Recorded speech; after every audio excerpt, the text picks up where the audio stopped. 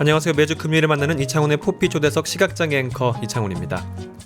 장애인에게 필요한 복지와 혜택, 그것들을 실현시키기 위해서 필요한 정책들이 있습니다. 장애인 정책 전문기관 한국장애인개발원이죠. 지난달 한국장애인개발원에 황화성 신임 원장이 취임했는데요. 중증시각장애인으로는 최초로 공공기관장이 됐습니다.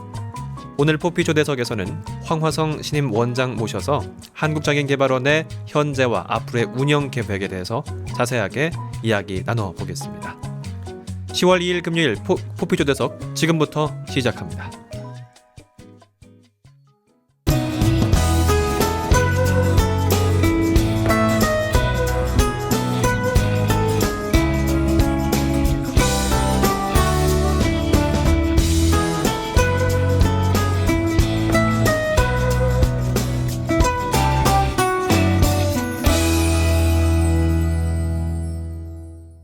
(10월 2일) 포피 초대석 오늘 한국장애인개발원 황화성 원장과 함께 하겠습니다. 인사드리죠. 안녕하세요. 네, 안녕하세요. 반갑습니다. 반갑습니다. 네, 오늘 세종시에는 처음 오시는 건가요? 그렇습니다. 어떠셨어요? 오시면서 이렇게 막 네, 물론 그 네. 세종시가 되기 전 연기군 조치원 읍으로 제가 기억을 합니다만 충청남도 소재였습니다. 네. 저 역시 충청남 도민이고 아하. 인근 천안 지역에서 살고 있기 때문에 처음 방문을 했습니다만은 이 지역에 대한 낯설지 않은 네, 그렇습니다.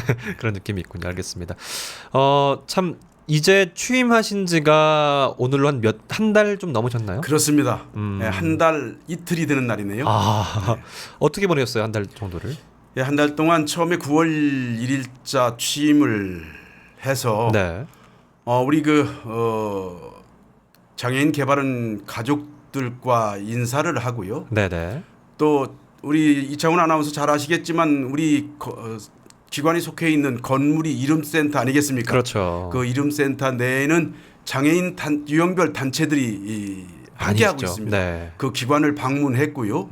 또 그동안 우리 장애인 개발원에서 우리 단체장들과의 소통 채널이 없었다고 저는 생각을 해서 21일 날 우리 대한민국 중앙 단위의 단체장들과 소통의 시간을 가졌고요. 네. 바로 어제 정말 국정감사를 1차 감사를 끝냈습니다.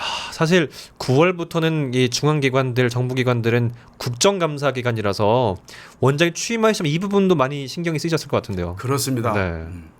그런데 그 부분들을 잘 마치셨다는 말씀이시네요. 그렇습니다. 저는 어제 네. 국감을 통해서 네.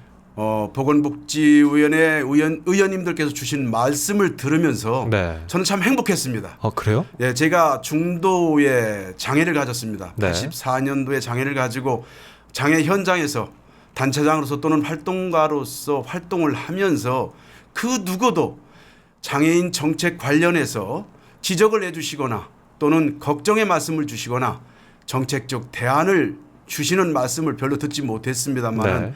어제는 우리 의원님들께서 너무나 좋은 말씀들을 해주셔서 참 행복했습니다. 필요하고 의미 있는 말씀들 해주셨다. 그렇습니다. 이런 말씀으로 또 들립니다. 알겠습니다. 저는 포피 초대석에서는 한국장애인개발원 황화성 원장과 함께 진행하고 있는데요. 먼저 황화성 원장이 최초로 중증시각장애인 공공기관 기관장이 되셨습니다. 이런 의미 있는 자리에 오기까지 내용들, 상황들, 그 긴 여정들 함께 이야기 나눠보도록 하겠습니다. 공공기관 최초의 중증시각장애인 기관장이다. 어떤 의미라고 보시는지 궁금합니다. 예, 참 좀 전에도 네. 말씀을 드렸습니다만 중도의 장애를 가지고 현장에서 많은 이야기들을 우리가 하고 지내지 않습니까? 그렇습니다.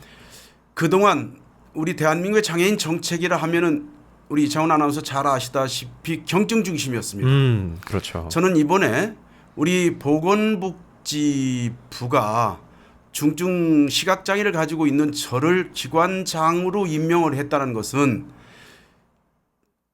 언제부터인지는 몰라도 경증에서 중증 장애인 정책으로 넘어오는 과정에서 패러다임이요. 그렇습니다. 네. 제가 지금 이 기관장으로 온 것이 바로 중증 장애인 정책으로 전환했다라는 정말 그야말로 방점을 찍었다라고 저는 생각을 합니다. 그런 의미로 받아들이시는군요. 예, 그렇습니다. 네.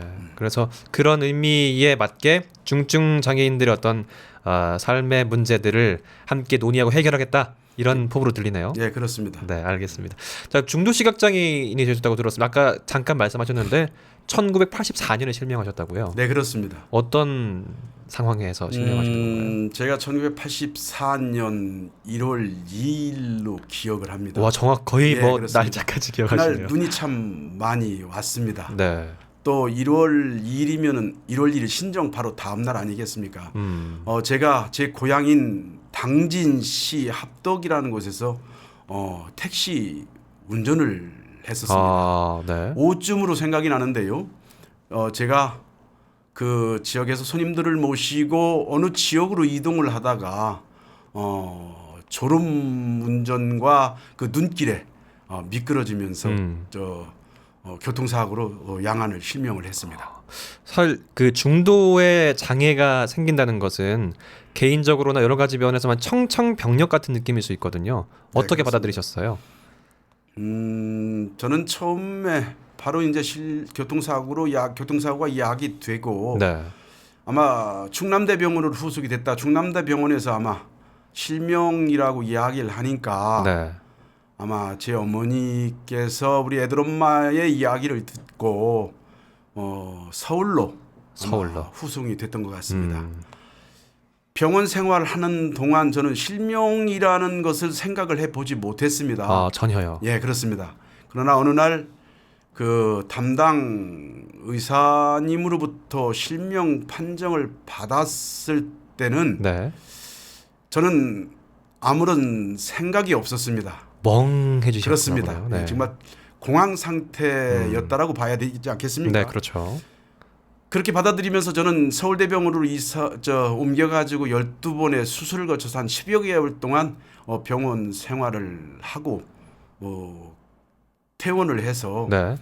저는 그때만 해도 뭐 세상에 존재를 해야 될 이유가 없다라고 생각을 했었죠. 굳이 내가 세상에서. 네, 그렇습니다. 예, 여기까지만 말씀을 좀 드리는 것이 알겠습니다. 예. 그러다가 이제 다시 어떤 그 삶에 대한 의욕 갖고 맹학교 다니셨죠? 예, 그렇습니다.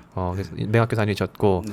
맹학교에서 졸업을 하신 후에 좀 더 이제 사회에 내가 기여할 바가 있겠구나 해서 충청남도에서 활약을 하신 거죠? 예, 그렇습니다. 저는 이미 제가 실명할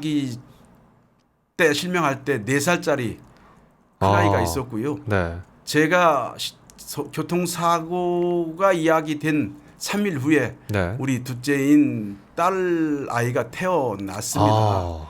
저는 정말 삶의 강박관념을 가질 수밖에 없었다고 할까요? 살아낼 수밖에 그렇습니다. 없는 환경. 예. 네. 처자식을 부양할 의무가 있기 때문에 네. 하여튼 그래서 삶을 살아야 되겠다는 생각을 하고 그 의지. 이제 맹학교에 입학을 하게 됩니다. 네. 예.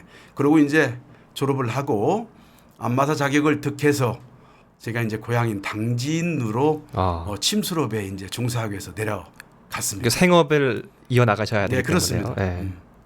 이어 나가시다가 어떤 계기로 그러면 다양한 활동들, 사회 정치 활동들을 하게 되셨나요? 우리 이창훈 아나운서도 시각장애 당사자이기 때문에 잘 아실 겁니다. 우리 맹학교에서 침구학을 배우지요? 네, 배웁니다. 근데 침구학을 가지고 우리 사회에 나와서 침구사 생활을 하려면 법적 제재를 받습니다. 그렇습니다. 그렇죠? 네. 보건범죄 단속에 관한 특별조치법으로 인해서 우리 선배님들도 처벌 많이 받았지 않습니까? 네. 그렇습니다. 그 과정에 저 역시 보건소로부터 침수업을 하지 말고 정말 안마업에만 종사하라는 정말 먹고 살아야 되는 그 삶의 갈림길에서 네. 침사 운동을 시작을 하게 됩니다. 그래서 장애 운동에 뛰어들고 하다 보니까 저에게 정말 정부 기관의 최초의 시각장애인 기관장으로 명을 받았다라고 생각을 합니다. 어찌 보면 내가 배운 학교에서의 어떤 학업과 생활의 터전에서 여러 가지 그 불합리한 점들을 개선하고자 운동에 뛰어드셨다가 지금 이 자리까지 오셨다는 말씀으로 그렇습니다. 정리하면 되겠습니다. 네.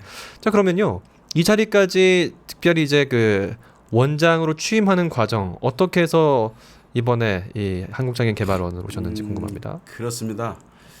좀 전에도 말씀을 드렸듯이 이제 침사 운동을 하다가 정말 그 90년대 후반만 하더라도 우리 장애계의 토양은 상당히 척박했지 않습니까? 그 과정에서 정말 왜 우리는 이런 환경 속에서 대한민국 국민으로도 인정받지 못하고 충청남 도민으로도 인정받지 못하는가에 대한 저는 상당한 고민을 정말 깊게 했습니다. 네네. 그래서 이것을 해결하는 방법이 어떤 방법이 있을까 했더니 이창훈 아나운서님 힘이라는 거 아시죠? 힘. 예. 그 힘의 최고의 정점이 권력 아니겠습니까? 그렇습니다. 그럼 우리들이 그 힘을 가질 수 있는 방법이 뭐겠습니까? 가만히 들여다봤더니 정치에 입문을 하게 되면 그 힘을 가질 수 있겠다라는 생각이 들었습니다. 나의 삶을 바꿀 수 있다라는 그렇습니다. 거죠. 아니죠. 네. 우리 세상을 좀 바꿨으면 좋겠어요. 세상을 바꾼다. 예. 그래서 그러려면은 저한테 역량을 좀 키워야 되지 않겠습니까? 그렇죠. 그래서 그 99년도에 이 인근에 있는 나대에 입학을 하게 되고 하면서 제가 2006년도에 네. 새누리당에서 지방의회 비례대표로 공천을 받아서 충남도의회 도연으로 입성을 하고요. 네. 그러면서 이제 활동을 하다 여기까지 오게 됐습니다. 네. 이번에 공모된 부분들은 이번에 이 장애인개발원을 내가 해봐야겠다라고 생각한 어떤 의미가 있나요? 예, 그렇습니다. 좀 전에도 말씀을 드렸듯이 정말 제가 도의원에 입문을 하게 된 것은 장애인 정책, 네. 이 부분을 좀 개발해 당사자가 입안하고 그 당사자가 입안한 정책을 시행한다 한다면은 이창훈 아나운서님 정말 우리가 필요로 하고 우리가 체감할 수 있는 그런 정책이 되지 않겠습니까? 그렇습니다. 네. 저는 그런 관점에서 네. 정말 당사자가 정책을 수립하고 그 수립된 정책을 이행을 한다면은 정말 우리 몸에 맞는 그야말로 그 맞춤형 정책이 되지 않을까 싶어서 도의에 진출을 하게 됐고 네. 정말 우리 한국장애인 개발원에 제가 지원을 하게 된 동기도 네. 어찌 보면 지금까지는 비장애인들로 하여금 우리 대한민국 장애인 정책이 수립이 되어졌다 해도 과언이 아니라고 생각을 합니다. 이제 충남 지방정부에서 충남 장애인 정책을 입안하고 시행하는 과정에 있었다 한다면은 정말 대한민국 우리가 이야기하는 500만 장애인 당사자들이 실질적으로 체감할 수 있는 정책들이 만들어지지 않을까. 그래서 저는 지원을 하게 됐습니다. 늘 한결같은 어떤 마음이시네요. 장애 정책들을 내가 만들어보자, 함께 만들어보자. 제가 필요합니다. 저는. 네.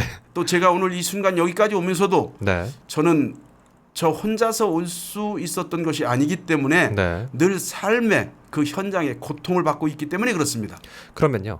지금 한국장애인개발원 이제 한 달 정도 되셨는데 지금 하고 있는 어떤 업무, 이전에 충남도에서 했던 업무와 어떤 부분이 좀 다르던가요? 이제 좀 전에도 말씀을 드렸습니다만은 지방에서 우리 충남도의 지역 특성에 맞는 정책을 어느 정도 이야기를 했다 한다면은 네.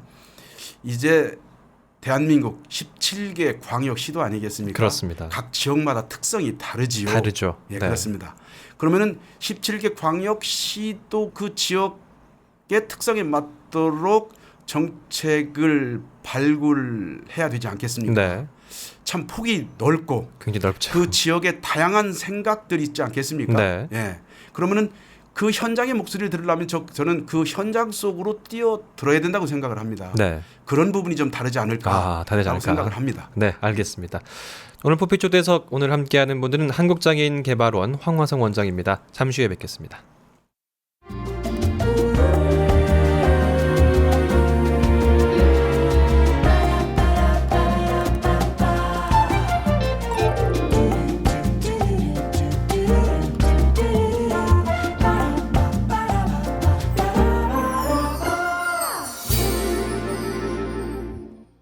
여러분은 지금 KTV 포피 초대석 청취하고 계십니다. 오늘은 한국장애인개발원의 원장으로 행보를 바쁘게 이어가고 있는 황화성 원장과 함께 이야기 나누고 있습니다.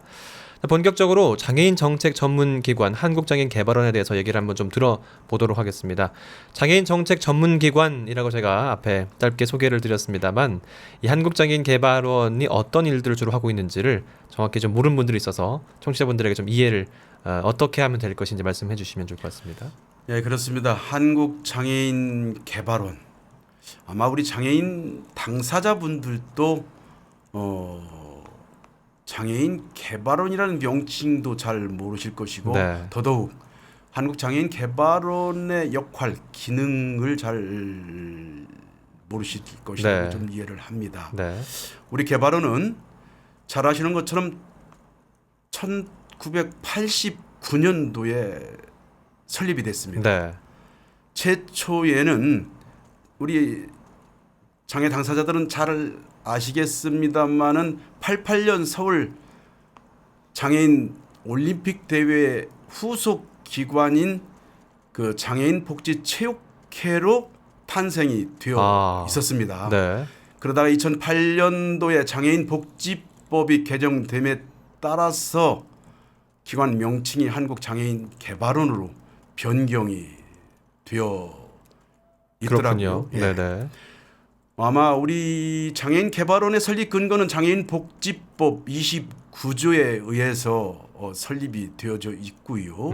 그 기능을 보게 되면은 장애인 정책 개발, 또 복지 진흥, 네. 재활 체육, 또 정책 개발을 위한 조사, 연구 평가를 하도록 그렇게 명시가 되어 있습니다. 네. 우리 개발원의 어떤 그 구성원을 보게 되면은 그 1실 7부 1센터로 구성이 되어 있고 오늘 네. 현재 네. 우리 가족이 155명이 함께 하고 있습니다. 네. 네. 지금 거기서는 요즘 제가 보니까 다양한 나라들도 지원하고 있다고 들었습니다. 예, 그렇습니다. 네. 지금 말씀 주신 것은 정말 우리나라가 그 제3차 아태 선언을 했었죠. 네. 네. 장애인 아태 지역 장애인들을 좀 돕겠다. 네, 그런 인천 전략이 있었죠. 인천 전략 네. 기금 운영 사무국으로서 그 아태 지역 개도국 장애인들을 지원하고 네. 또 아시는 바와 같이 UN 에스캅 협력 지원도 하고 있습니다. 그럼 다양한 또 이젠 우리가 그냥 받기만 하는 어떤 나라가 아니라 그런 장애인 좀 저개발 국가에 또 지원하는 역할도 하고 있다는 참 그 부분들이 이제 좀 중요한 부분으로 좀 보여지네요. 네, 그렇습니다. 또 최근에 뭐 다양한 활동들을 하고 계시죠? 어떤 활동들을 또 해오셨나요? 예, 그래서 좀 전에도 말씀을 드렸습니다만 우리 개발원에서는 첫째 정책연구 전문기관으로서 그 정책연구실이 활발하게 움직이고 있더라고요. 네. 최근에는 보면은 포괄적 재난 관리 체계 형성을 위해서 연구하고 있고 관련해서 한 31개 정도의 연구 사업들이 수행되고 있습니다. 네. 정말 우리 장애인들이 지역사회 중심에서 선택권과 의사결정권을 존중받으면서 삶을 살기 위해서는 네. 그것 무엇보다도 직업 아니겠습니까? 그렇습니다. 예, 그렇습니다. 더더욱 우리 중증장애인들은 일자리를 통해서 그 소득이 향상돼야만이 지역사회에서 함께 할 수 있다라고 생각을 합니다. 네. 정말 자립 기반 조성을 위해서 열심히 우리 직원들이 활동하고 있고요. 네.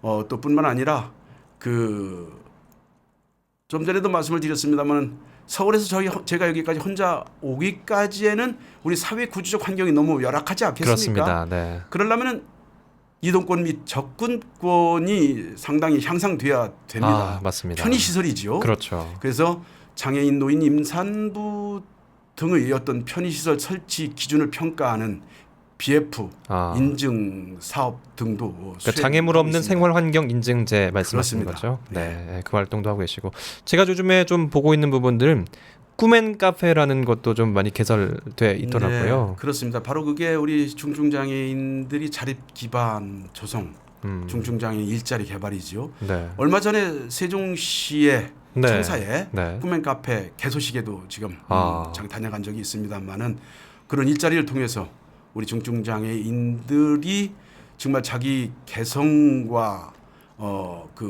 능력들을 네. 발휘하면서 그렇죠. 행복한 삶을 살 수 있도록 여건 조성을 해가고 있다는 말씀을 드립니다. 올해 그러면 한국장애인 개발원이 중점을 두고 있는 일은 어떤 것들이 있나요?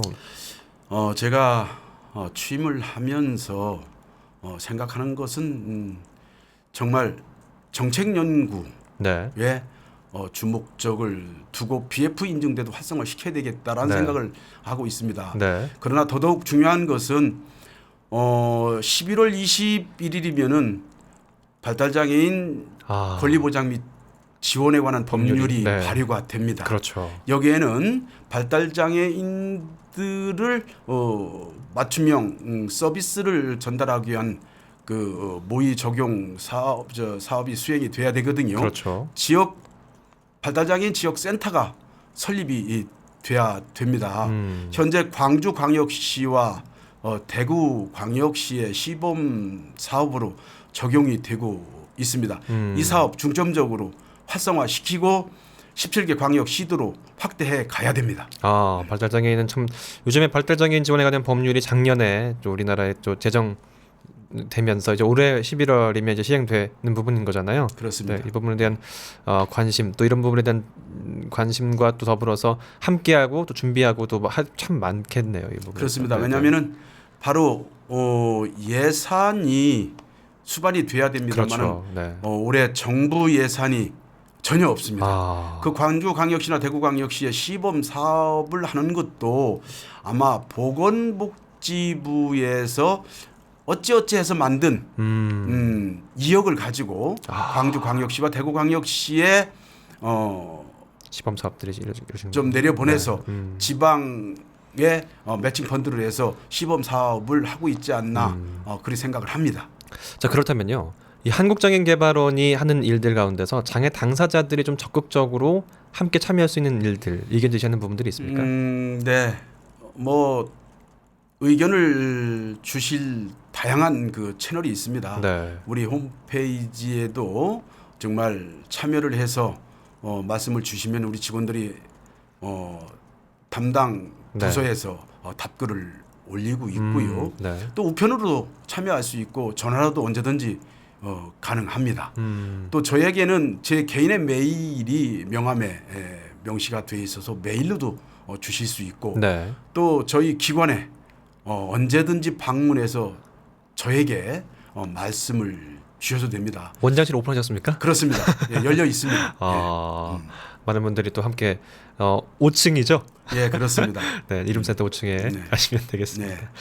자, 앞으로 한국장애인개발원이 더욱 좀 발전하기 위해서는 좀 어떤 부분에 역점을 두어야 한다고 보시나요? 늘 하시는 말씀이시겠죠? 저는 그렇습니다. 중증장애인 우리가 정말 정책 연구 전문 기관, R&D 사업 그렇지 않겠습니까? 그렇죠. 적어도 중증 장애를 가지고 있는 당사자가 제가 원장으로서 취임을 했기 때문에 정말 지방 정부와 연계해서 실질적인 정책들을 만들어 내려 합니다. 그래야만이 연구 전문 중심 정책 연구 전문 기관이라고 얘기할 수 있지 않겠습니까? 그렇습니다. 네. 정말 싱크탱크 역할 해내야 합니다. 그렇습니다. 정책들을 잘 개발하는 것이 의미 있는 일이 아닌가 싶습니다. 지금 공공기관 최초의 중증 시각장애인 기관장이다 이런 타이틀을 갖게 되셨습니다. 자랑스럽기도 하시겠지만 책임감 또 사명감도 클 것 같습니다. 어떠세요? 참 말이 무겁습니다. 제가 말씀을 이렇게 드립니다만은 당사자가 어떤 방법을 통해서 어떻게 접근을 해서 그런 것들을 생산해내야 될지 많이 고민스럽습니다. 네. 저는 취임사에서 우리 식구들한테 이렇게 얘기를 했습니다. 저는 아이템이 없다. 아이디어가 부족하다.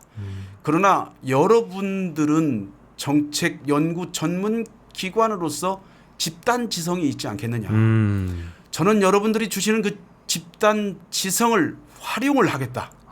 그 활용을 할 수 있도록 여러분들이 좀 많이 집단 지성을 만들어 달라고 말씀을 드렸습니다. 하여튼 우리 보피 채널 우리 네. 그 초대석 청취자 여러분들께서도 다양한 의견들을 우리 기관에 주시면은 네. 그 의견들을 모아서 공통 분모를 찾아서 정책으로 담아내고 승화시키겠습니다. 네. 그러면 개인 황화성의 꿈과 목표, 계획이 또 궁금하시네요. 예, 어떻습니까? 참 어려운 이야기죠. 네, 쉽지 않습니다. 저 개인의 꿈, 네. 목적. 저는 29에 실명을 했습니다. 먼 훗날 저는 우리 장애 후배들이, 당사자들이 야, 그 시대에 황화성이라는 선배가 있었기 때문에 오늘 우리가 좀 편안하게 살고 있다. 좀 그나마 행복한 맛을 조금이라도 느낄 수 있다라고 하는 이야기를 듣는다면은 이 시대를 책임지고 살아가는 당사자로서 네. 그것이 소명을 다하는 길이 아닐까. 전 그런 생각을 해봅니다. 나중에 후배들이 황화성 선배 때문에 내 삶이 개선됐어, 조금 좋아졌어, 나아졌어, 이런 말씀을 듣고 싶다. 예, 그렇습니다. 이 말씀이시죠. 제가 그 말씀을 들을 수 있도록 또 응원하고 지지해드리겠습니다. 하여튼 우리 이창훈 아나운서님께서도 네. 좀 많이 협력해 주시고 네. 또 우리 당사자들에게 이야기를 해서 제안을 좀 많이 해줄 수 있도록 도와주십시오. 네, 알겠습니다. 오늘 이제 30분이라는 시간이 거의 이제 다 가고 있는데요. 혹시 한국장애인 개발원에 대해서 조금 더 알려야 하는데 깜빡 놓친 부분이 있으시면 말씀해 주시죠. 혹시 뭐 더 홍보하시거나 네, 우리 알리시거나. 청취자 네. 여러분, 좀 전에도 말씀을 드렸습니다만은 우리 한국장애인 개발원 아직 열악합니다. 우리 155명 우리 가족들이 정말 자존감을 가지고 자부심을 느낄 수 있게 일할 수 있는 환경을 좀 만들어 줄 수 있도록 여러분 협조해 주셔야 합니다. 저 혼자만이 우리 직원들의 자부심을 가질 수 있도록 그 역량이 부족하지 않을까라는 생각을 하기 때문에 청취자 여러분들에게 호소합니다. 네. 예. 많은 분들이 또 이 절절한 음성을 들으시면서 나도 이 장애 정책에 많은 관심을 가지고 또 많은 의견을 제시해야겠다, 이런 생각을 좀 할 것 같습니다. 오늘 방송 거의 30분 이제 돼가는데요. 어떠셨어요? 함께 하셨는데. 네, 오늘 무엇보다도 참 보고 싶었습니다. 우리 이창훈 아나운서. 저도 뵙고 싶었습니다. 네, 우리 이창훈 아나운서님이 그래도 아나운서로 우리 시각장애, 중증 시각장애인 중에서 1호 아니겠습니까? 감사합니다. 첫째 만나서 반갑고요. 또 우리 그 퍼피 초대석을 통해서 우리 청취자 여러분들을 만나 뵙고 이렇게 말씀을 나눌 수 있어서 참 행복했습니다. 네, 저 또한 오늘 한국장애인개발원의 어떤 그 활동들이 이렇게 진행되는구나, 또 앞으로 많이 지켜봐야겠구나, 또 앞으로 걸어가는 길 자체가 아까 말씀하셨던 것처럼 후배들에게 더 나은 삶, 더 나은 세상을 만들어주기 위해서 노력하시는 분이구나라는 부분들이 참 마음에 남았습니다. 오늘 활동들 앞으로 계속 응원하겠습니다. 지금까지 한국장애인개발원 황화성 원장과 함께했습니다. 고맙습니다. 고맙습니다.